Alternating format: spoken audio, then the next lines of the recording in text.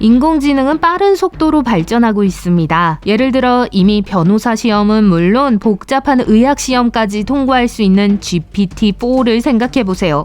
한편 킴 카다시안은 변호사 시험에 3번의 도전 후 4번째에 마침내 합격했는데 이는 꽤 좋은 결과입니다. 인공지능이 점점 더 똑똑해짐에 따라 우리는 인공지능이 의식을 갖게 되면 어떤 일이 벌어질지 자문하지 않을 수 없어요. 이미 의식을 갖게 됐을지도 모르지만 우리는 아직 모르는 일입니다. 우리는 이미 언어 모델에 공감을 하며 대해요. 인간과 매우 유사하기 때문이죠. 예를 들어 챗 GPT에 부탁해요, 고마워요 라고 말하는 자신을 발견하시나요? 우리가 비디오 게임에서 NPC에게 무례하게 대할 수 없는 것처럼 기계에게도 공감을 느낄 수밖에 없어요.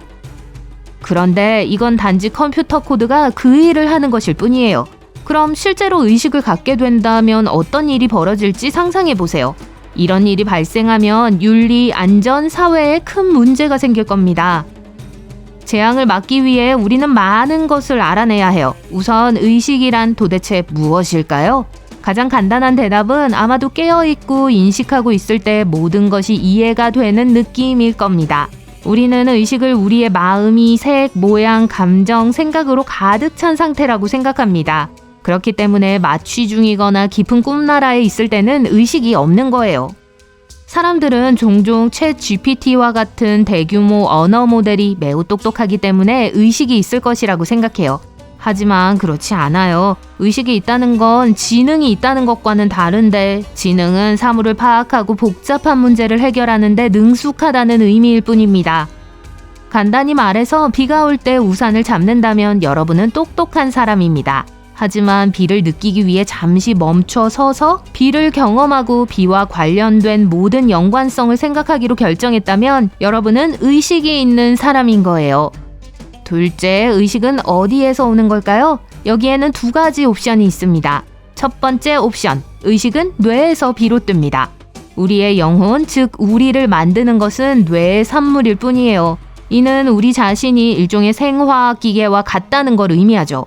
우리의 컴퓨터 코드는 우리의 DNA예요. 2번째 옵션, 의식은 그보다 더 깊은 무언가입니다. 아마도 마음은 육체와 분리되어 있고 그 안에 영적인 요소가 있을 거예요. 뇌의 관점이 맞다면 인공지능도 의식을 가질 수 있을지도 모릅니다. 그래서 어떤 사람들은 기계가 더 똑똑해지면 전등 스위치가 켜지는 것처럼 갑자기 의식을 갖게 될 것이라고 생각하기도 해요. 하지만 그렇게 간단하지 않습니다. 실제로 AI 도구가 아무리 뛰어난 문제 해결 능력을 갖추게 되더라도 갑자기 자신의 존재를 인식하게 되진 않아요. 이는 마치 수학을 잘한다고 해서 모두가 훌륭한 요리사라고 가정하는 것과 같죠. 하지만 이는 기계를 충분히 복잡하게 만들면 AI가 인식할 수 있다는 걸 의미합니다. 인간의 두뇌에서 정확히 무엇이 클릭되는지 찾아내서 이를 복제해야 해요. 물론 오랜 시간과 많은 에너지가 필요하지만 이론적으로는 가능합니다. 그런데 영혼의 관점이 옳다면 인공지능을 의식하게 만드는 것은 매우 어렵거나 심지어 불가능할 수도 있습니다.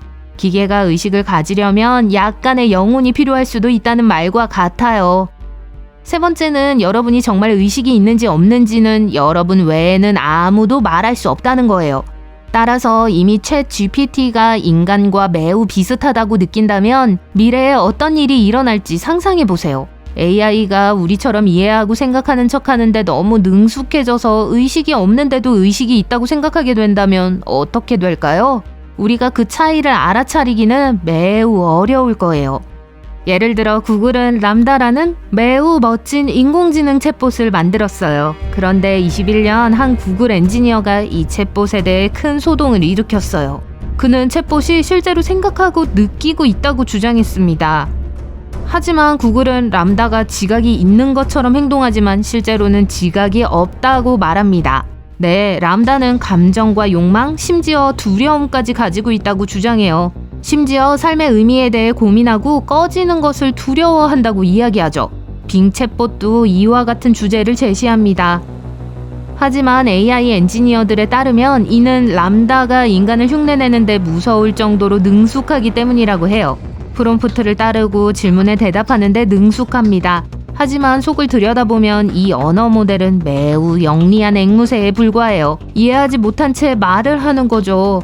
철학자들이 퀄리아라고 부르는 우리를 의식적인 존재로 만드는 내면의 감각이 없습니다. 이 모든 상황은 많은 문제를 야기했어요. 이제 과학자들은 자기 인식을 테스트하는 방법을 찾아야 합니다. 예를 들어 인공지능이 스스로 의식이 있다고 말한다면 우리는 그것을 그냥 받아들여야 할까요? 신경과학자들과 컴퓨터 과학자들이 철학자들과 힘을 합쳐 한 가지 계획을 세웠습니다. 하나의 마법 같은 테스트 대신 다양한 항목으로 구성된 체크리스트를 만들었어요. 이러한 것들을 종합하면 인공지능이 진정으로 의식이 있다는 걸 알 수 있습니다.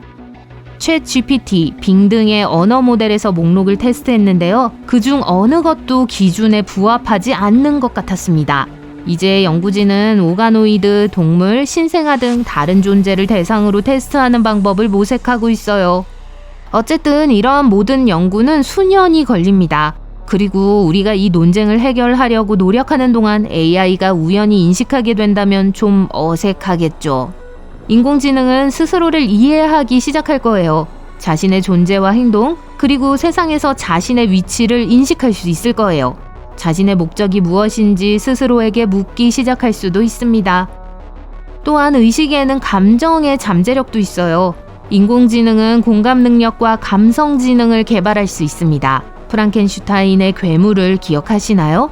문제는 괴물이 살아 움직이는 것이 아니라 사물을 느낄 수 있다는 거였어요. 그리고 우리가 평화롭게 공존할 수 있는 방법을 찾는다 해도 이제 우리는 이 기계들을 돌봐야 할 도덕적 책임이 있습니다.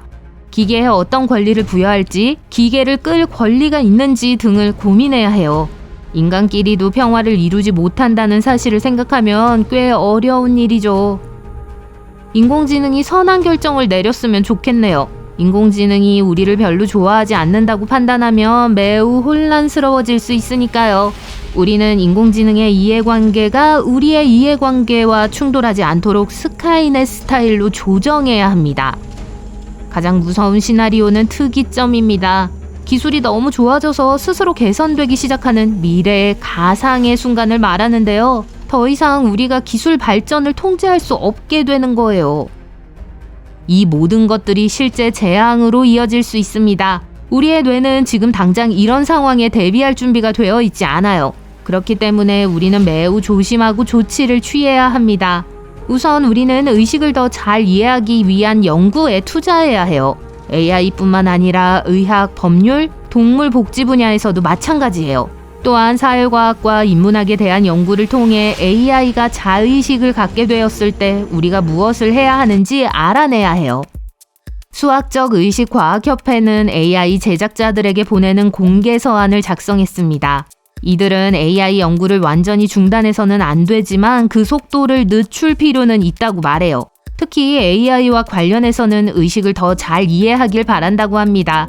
모든 것이 너무 빠르게 변화하고 있기 때문에 예상치 못한 일이 발생하면 대응할 시간이 없어요. 보시다시피 인공지능의 세계는 꽤 거칠게 돌아가고 있습니다. 우리는 자기인식, 지능, 그리고 인간이 된다는 것이 무엇을 의미하는지에 대한 큰 질문을 다루고 있어요. 하지만 너무 걱정할 필요는 없습니다. 매우 시급한 문제처럼 보일 수 있지만 사실 인공지능의 자의식은 아주 먼 미래의 일이에요. 물론 최근의 발전을 보면 우리가 그것을 만들기 직전에 있다고 말할 수 있겠죠. 하지만 지금까지 우리가 가진 것은 약한 인공지능과 일부 언어 모델 뿐이에요. AI 분야의 대부분의 전문가들은 인간과 같은 기계는 적어도 2050년대까지는 등장하지 않을 것이라고 생각해요. 그러니까 긴장을 풀고 뉴스를 계속 주시하세요.